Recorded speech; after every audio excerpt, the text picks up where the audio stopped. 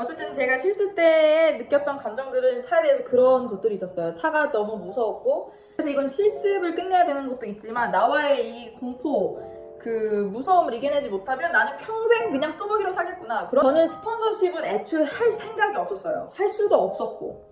근데 학교 다닐 때 조금 알았어요. 반에서 제가 영어를 제일 잘한다는 건 그때 알았어요. 근데 이게 또 영어 시험이랑은 또 별개거든.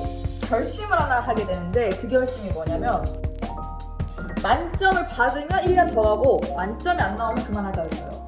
나는 정비가 시작이 마이너스 10이었으니까 내가 영어가 남들보다 뛰어나면 밤이고 낮이고 뭐 남 신경 쓸 거 없이 그냥 눈 뜨면 그냥 했어요. 눈 뜨면 듣고 눈 뜨면 연습하고 길거리 가면서도 연습을 했으니까 스피킹 같은 거는 만점이 안 나오면 나는 여기까지다 라고 스스로 마음을 먹었었고 그 독립기술 이민표에서 만점이 나온 거야 영어가.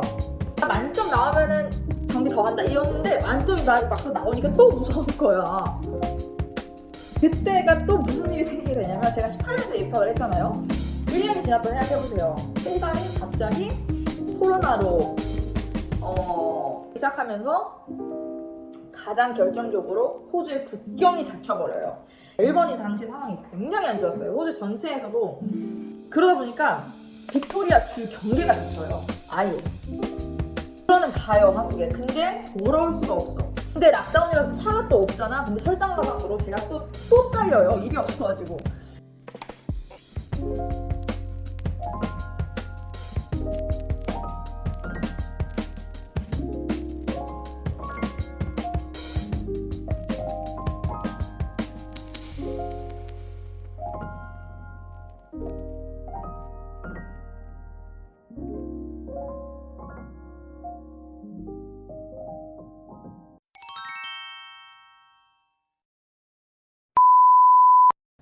그래서 아마 저는 그 친구가 아니었으면 그 실습 때 잘린 당시에 아마 바로 포기를 하고 그냥 그 자리에서 그만두지 않았을까라는 생각이 들 정도로 그 친구가 저를 많이 붙잡아줬어요. 그리고 그 친구로 인해서 차에 대해서 조금이나마 그 겁을 조금 없앨 수 있었고 운전도 많이 배울 수 있었고 나중에 그 친구가 그 수동차까지 저희가 빌려가지고 가르쳐 주거든요. 운전 강습료가 너무 비싸가지고 호주는 막 1시간에 막 60불, 70불 그냥 넘어가요. 그리고 자차가 없으면 또 차를 빌려가지고 기름세 뭐 다 줘야 되기 때문에 진짜 비싸거든요. 그렇게까지 못하고 나중에 저희가 수동차까지 빌려가지고 그 친구가 저한테 강습을 해주는 또 그런 일화가 있는데 어쨌든 제가 실습 때 느꼈던 감정들은 차에 대해서 그런 것들이 있었어요. 차가 너무 무서웠고 그렇다 보니 그걸 이겨내지 않으면 나는 평생 잘하면 운전을 못할 수도 있겠다라는 생각까지 갔었고 그래서 이건 실습을 끝내야 되는 것도 있지만 나와의 이 공포 그 무서움을 이겨내지 못하면 나는 평생 그냥 뚜벅이로 살겠구나 그런 생각이 있었어요. 그래서 그거를 이겨내기 위해서 저희가 몇 달 동안 운전 연습을 날씨도 되게 고려했고 시간도 고려해서 다 해봤어요. 밤에도 하고 그럴 때도 해보고 엄청 무서웠지만 어쨌든 제가 그리고 당시에 어떤 또 결심을 하나 했었냐면 저는 스폰서십은 애초에 할 생각이 없었어요. 할 수도 없었고 그래서 저는 그 독립기술 이민으로 가야겠다고 이미 길을 정한 상태였고 그러려면 영어 점수가 있어야 되잖아. 근데 학교 다닐 때 조금 알았어요. 다 이제 남학생들이 내 학우들이었고 아무래도 여자가 남자들에 비해서는 언어 실력이 조금은 더 뛰어나잖아. 그래서 반에서 제가 영어를 제일 잘한다는 건 그때 알았어요. 근데 이게 또 영어 시험이랑은 또 별개거든. 그래서 제가 33가 끝나갈 때쯤 영어 시험을 쳐보기로 결심을 해요. 그때 당시에 가진 점수는 이제 입학 점수가 다였죠. 그때가 아마 제가 6점이었을 거예요. IELTS로 따지면. 근데 이민 기술표에서 점수를 받을 수 있는 건 27점부터가 시작이에요. 27 그리고 28이 최대점인데 제가 그때 당시에 IELTS에서 PT로 갈아타면서 결심을 하나 하게 되는데 그 결심이 뭐냐면 만점을 받으면 1년 더 하고 만점이 안 나오면 그만하자였어요.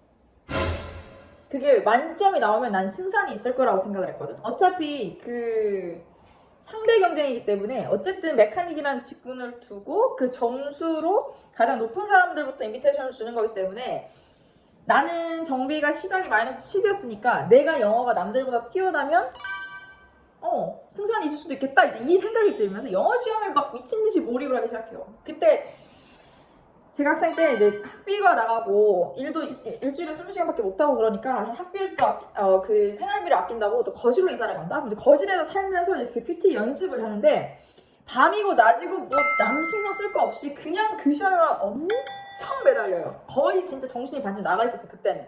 눈 뜨면 그냥 했어요. 눈 뜨면 듣고 눈 뜨면은 이거 문장 외운 거 해보고 눈 뜨면 연습하고 길거리 가면서도 연습을 했으니까 스피킹 같은 거는. 근데 왜냐면 그때 당시에는 만점이 안 나오면 나는 여기까지다라고 스스로 마음을 먹었었고 당시에 뭐 누가 시켜서 한 것도 아니었고 누가 나를 제재할 수 있는 상황도 아니었기 때문에 내가 나를 테스트해서 그냥 주사를 던져보는 느낌이었어요. 그래서 제가 시험을 본다? 서티3가 끝나갈 때쯤 근데 왜 서티3가 끝나갈 때쯤 그게 타이밍이 좋았냐면 그 영어 시험 점수라는 게 2년간 유효한데 비자에 관련해서는 3년간 유효해요. 근데 제가 만약에 서티3가 끝날 때쯤 점수가 나오면은 어차피 졸업까지 1년 남았고 기술심사가 1년에서 1년 반이니까 그 기간을 커버해서 이 영어 시험 받아놓은 거를 클레임을 걸 수 있는 타이밍이 된 거야. 그래서 그래 지금 아니면은 이거를 시험에 볼 수는 없겠다. 그래서 제가 시험을 봤는데 결론적으로는 PT로 따졌을 때 이치 79 이상을 받고 그게 이제 IELTS로 환산하면 물론 두 시험의 그 난이도는 분명히 있다고 생각하지만 이치 8을 받아요. 그래서 그 독립기술 이민표에서 만점이 나온 거야 영어가. 그렇게 되니까 사람이 내가 만점 나오면은 정비 더 한다 이었는데 만점이 막상 나오니까 또 무서운 거야. 안 하기엔 아깝고 하자니 자신감은 별로 없는데 와 근데 이거 영어 점수 받을 정신이면 하겠지 않을까라고 해서 또 실습처를 이제 구하기 시작해. 남은 100시간을 채우기 위해서. 그래서 제가 또 두 번째 실습처를 마츠다에 들어가게 되는데 그것도 이제 담임쌤이 또 소개를 해줬어요. 어쩔 수 없잖아. 그 100시간만 채우면 된다는 얘기 간다는데 그래서 뭐 그때 어떻게 아무나 데려가가지고 선생님 친구분이었어. 그래서 선생님 친구분의 마츠다 들어가는데 그때가 또 무슨 일이 생기게 되냐면 제가 18년도에 입학을 했잖아요. 1년이 지났다 생각해보세요. 19년도인데 갑자기 무슨 전 세계에 듣도 보도 못한 바이러스가 돈다는 거야. 그러면서 차가 오늘 몇 대가 들어왔는데 내일은 벌써 5대가 덜 들어오고 그 다음 10대가 덜 들어오고 뭔가 이상해. 뒤숭숭하면서 세상이 갑자기 코로나로 모든 뉴스 신문들이 도배가 되기 시작하면서 가장 결정적으로 호주의 국경이 닫혀버려요. 제가 이제 갈팡질팡하면서 영어 점수 나왔네 나 1년 더 가야겠다 마음을 먹고 그래 될까 말까 할까 뭐 이렇게 고민하던 찰나에 갑자기 코로나 터지면서 그 호주의 국경이 닫히고 더 안 좋았던 게 뭐냐면 멜번이 당시 상황이 굉장히 안 좋았어요. 호주 전체에서도 그 감염자 숫자가 제일 높았고 그러다 보니까 빅토리아 주 경계가 닫혀요. 아예 아마 멜번에 그때 계셨던 분들은 아실 수도 있는데 전 세계적으로 이제 우한 다음으로 락다운이 제일 길었던 도시거든요. 아마 우한보다 더 길었나? 뭐 어쨌든 그런데 멜번이 이제 봉쇄가 되면서 아예 모든 그 경기가 막혀요.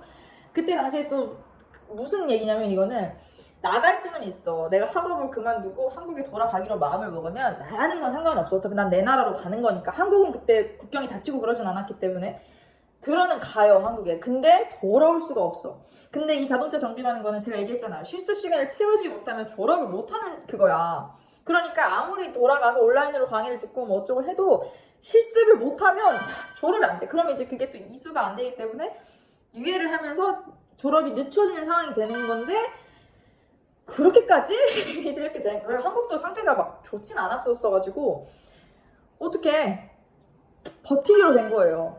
근데 그때 이제 제가 버티기로 마음을 먹고 서티4랑 디플로마 1년 남은 과정을 그래 가자라고 결심해서 이제 연장을 하고 근데 제가 서티3 때 영어 점수를 미리 받아놨잖아. 근데 그게 사람들이 락다운이 걸리고 할 게 없고 집 밖에 못 나가게 하고 막 그때 그랬어요. 운동할 수 있는 시간까지 정해져 놨었거든요. 반경 5km 밖으로 못 나가게 했어요. 이 빅토리아 다니엘 앤드류 잘 있니? 어쨌든 그래서 주지사가 그런 결정을 내려버렸었기 때문에 굉장히 할 수 있는 것들에 제한이 많이 걸렸고 그러다 보니까 사람들이 할 게 없어가지고 공부를 하면서 온라인 튜터를 찾기 시작하는 거야. 그래서 제가 그때 당시에 그 온라인으로 강의를 했거든요. 과외를. 그러면서 제가 학비를 모두 충당하는 그런 또 말도 안 되는 사건이 발생해요. 그렇게 해서 제가 서티4랑 디플로마를 끝내고 두 번째 실습초에서 다행히 100시간을 채우는데 졸업을 하려면 또 그 서티4에 200시간, 디플로마에 200시간을 또 채워야 되잖아. 근데 락다운이라서 차가 또 없잖아. 근데 설상가상으로 제가 또 잘려요. 일이 없어가지고. 일이 없는데 할 줄 아는 게 없으니까 얘는 나와봤자 마이너스다. 그러면서 매니저가 저한테 나는 너를 씀으로써 벌어들일 수 있는 돈의 가치가 10센트도 없다 이러는 거야. 틀린 말은 아니었지. 그래가지고 또 잘려요. 두 번째 실습처에서 또 어떻게 버텼느냐면